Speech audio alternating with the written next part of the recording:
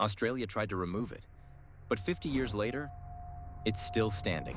In 1972, 4 young Aboriginal men, Michael Anderson, Billy Craigie, Tony Corey, and Bertie Williams, were done waiting, done asking, done being ignored. They were not politicians. They had no funding, no lawyers, no permission.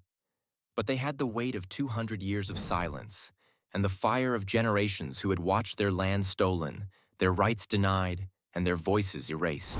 On January 26th, Australia Day, they drove from Sydney to Canberra, not to celebrate, but to protest. When they arrived at Old Parliament House, they didn't shout. They didn't storm the steps. They did something far more powerful. They planted a single beach umbrella in the dry grass across from the seat of Australian power and declared it an embassy. Why? Because if Aboriginal people were treated like outsiders in their own land, then they would act like it.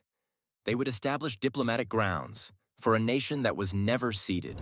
They pitched tents, they raised signs, and they called it what it truly was, the Aboriginal Tent Embassy.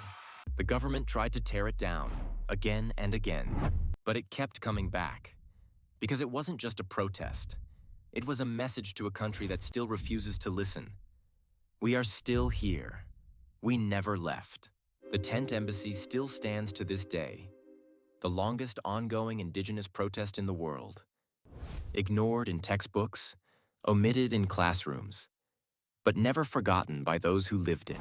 This is not just history. This is a heartbeat that refuses to be silenced.